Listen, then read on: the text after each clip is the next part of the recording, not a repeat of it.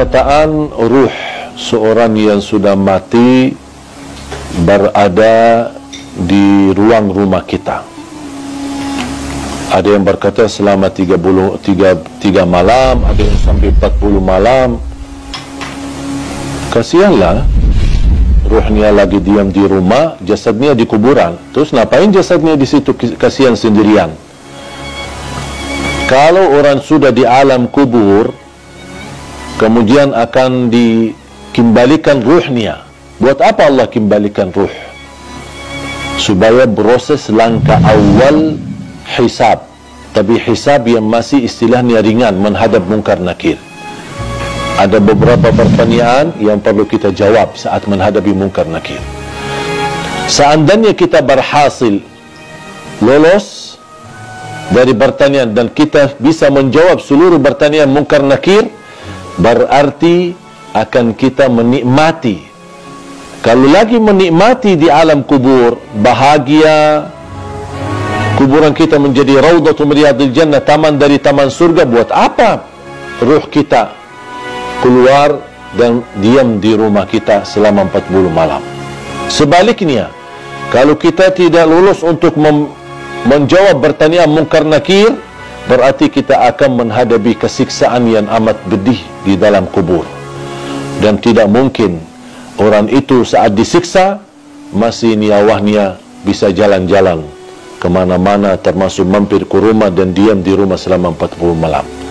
Itu semuanya hanya diperkirakan atau perkataan orang, tapi tidak ada dalil pun di dalam Quran atau hadis ruh kita akan diam di rumah kita selama sekian malam.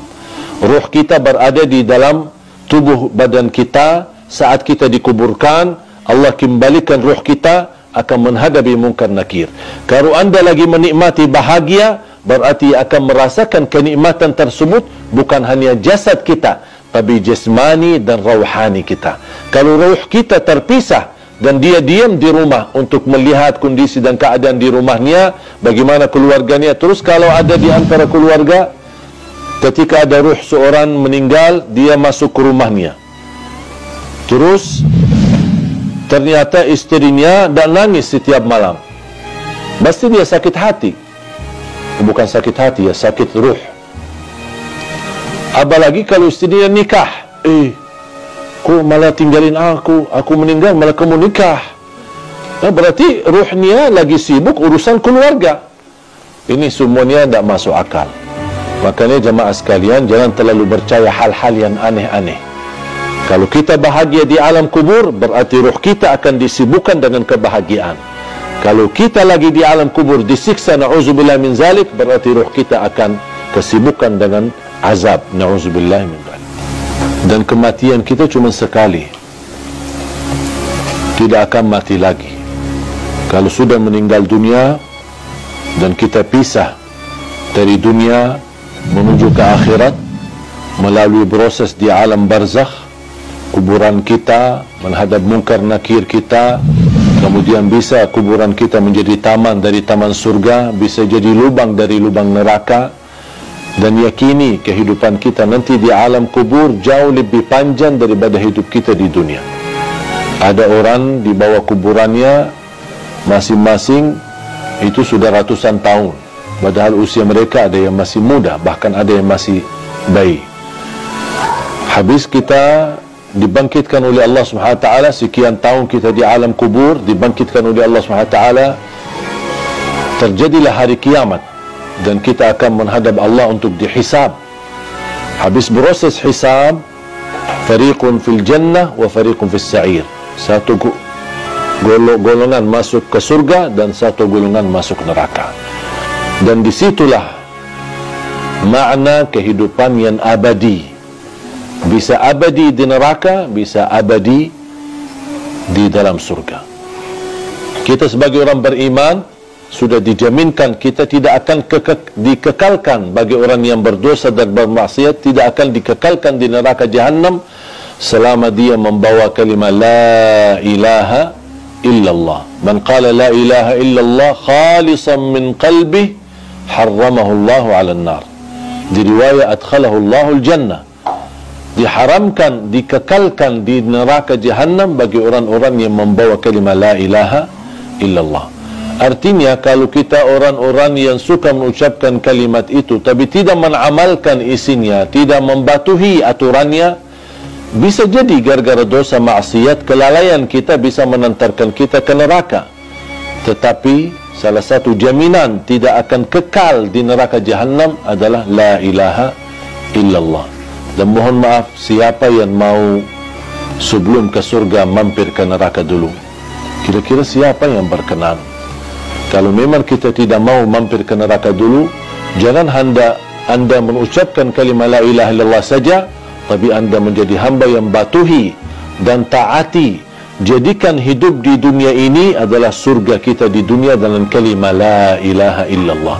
Itulah dengan kalimat la ilaha illallah, dengan kita mempunyai syarat-syaratnya, mengamalkan isinya, membatuhi dan mengikuti aturannya, kita akan diselamatkan oleh Allah SWT dan akan kita bahagia dalam kehidupan kita di dunia yang sementara dan juga akan bahagia selama-lamanya nanti di akhirat.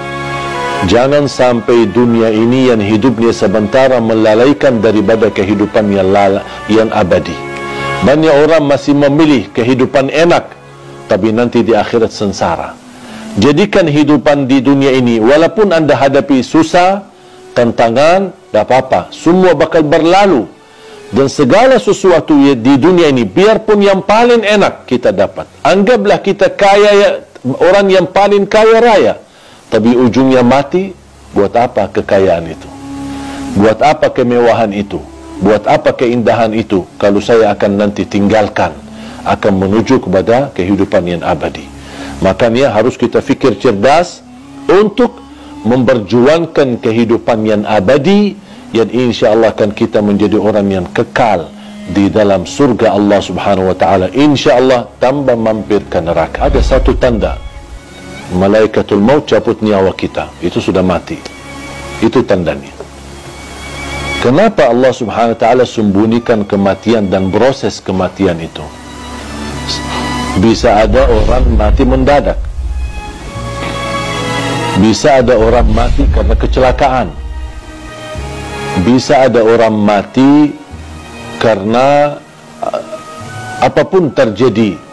Bahkan bisa ada orang karena sehat, tidak ada apa-apanya, justru dia merawat orang tuanya, pulang pergi ke rumah sakit, mana justru anaknya yang mati duluan. Tidak ada yang bisa memastikan dan membuktikan ada tanda-tanda sebelum kematian. Tidak ada tanda melalui mimpi, tidak ada tanda dalam tubuh kita atau akan terjadi di waktu asar atau di waktu yang lain, tidak ada tanda sama sekali. Yang diberikan tanda kedekatan kematian adalah orang-orang yang tua, yang sudah tumbuh, rambutnya putih, sudah terlihat dari segi fisiknya lemah, dan banyak semakin tua usianya berarti sudah tanda mendekati kematian. Allah Subhanahu wa taala berfirman, kiamat aja dekat, wa narahu qariba. Kiamat